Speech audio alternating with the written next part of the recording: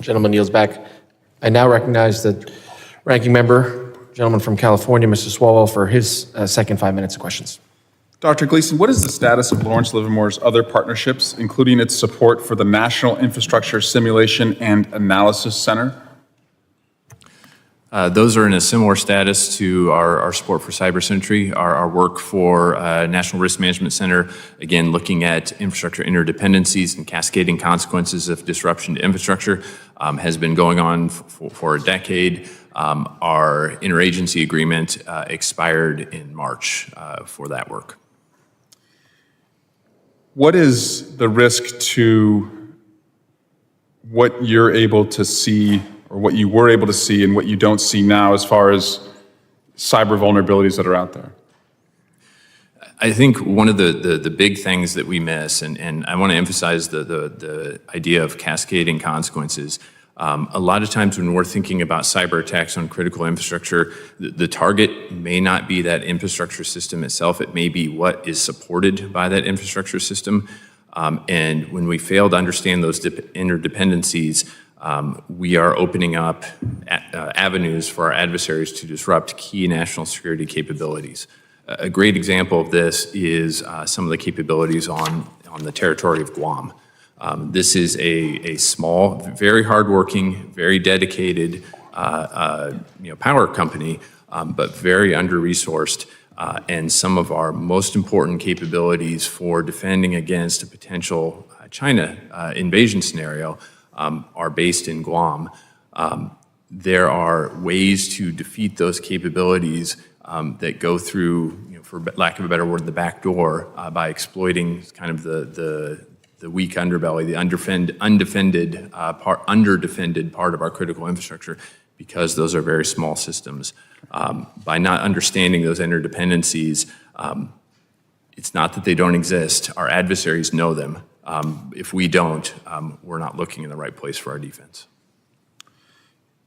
In just over 2 months, I'm sorry, did someone else? You're good? In just over 2 months, the Cybersecurity Information Sharing Act of 2015, the other CISA, is set to expire.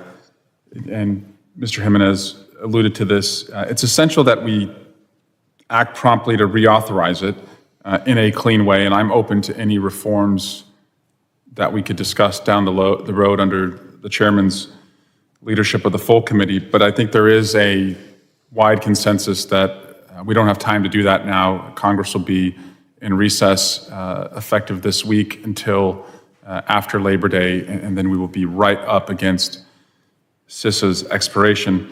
Ms. Bolton, your testimony discusses the importance of reauthorizing CISA 2015. What would be the national security impact if the law lapses?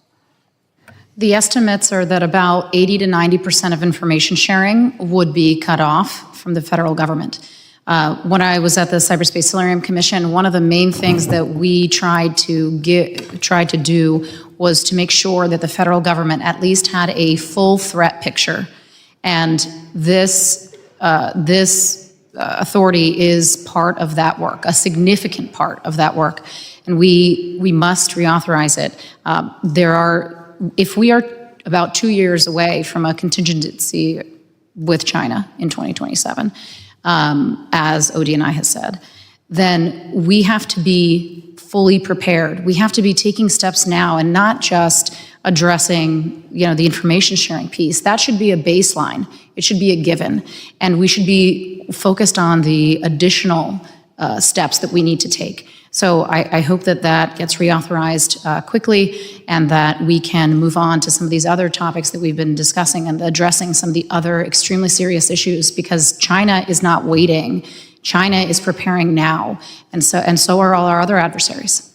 And Mr. Lee, your experience in the private sector, is there any world where CISA 2015 lapses and a private sector company that has been hit would still be willing to come forward and share information with the Department of Homeland Security? No, I think it's incredibly important to reauthorize it, and the bidirectional communication from government to private sector, especially on the threat picture overall, is exactly one of the roles and responsibilities that makes a lot of sense. And then that's because no CISO would be able to go to the DHS without liability protection Yes. and their fiduciary duty to the shareholders, I mean, they would be exposing themselves to a lot of risk. Is that right? Absolutely. And that's actually a broader issue, even looking from a National Guard perspective of could we go in and respond to utility that gets hit?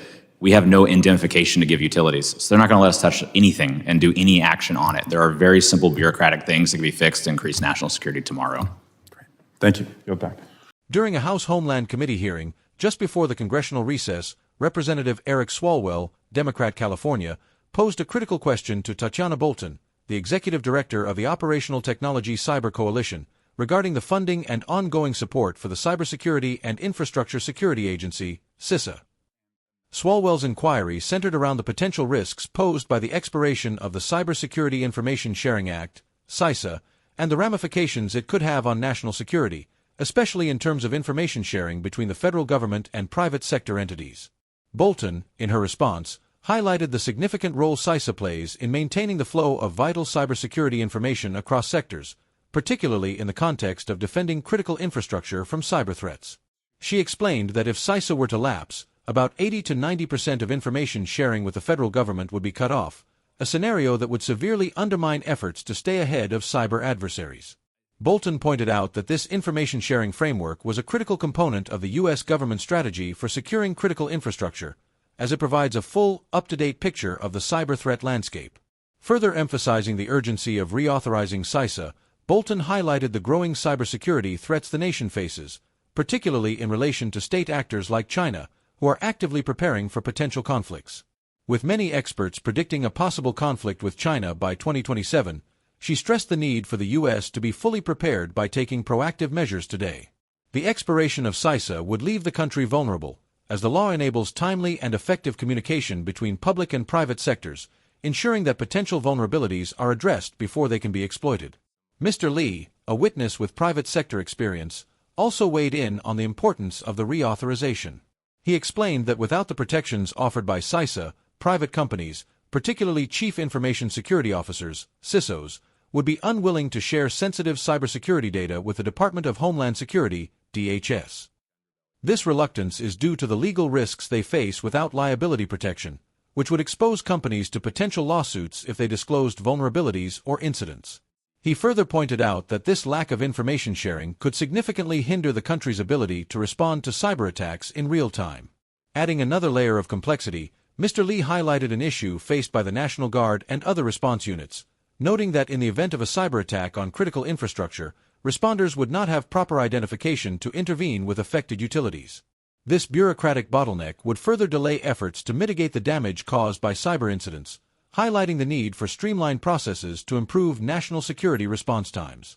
The discussion, which involved experts from both the public and private sectors, underscored a growing consensus on the need to act swiftly to reauthorize CISA. Without it, the U.S. risks losing its ability to effectively defend against increasingly sophisticated cyber threats. The hearing emphasized the importance of protecting the flow of information, ensuring that both government agencies and private companies can collaborate effectively to strengthen the nation's cybersecurity posture in an era where the threat landscape is constantly evolving. As Bolton and Mr. Lee pointed out, adversaries are not waiting. Neither should the U.S. when it comes to securing its critical infrastructure.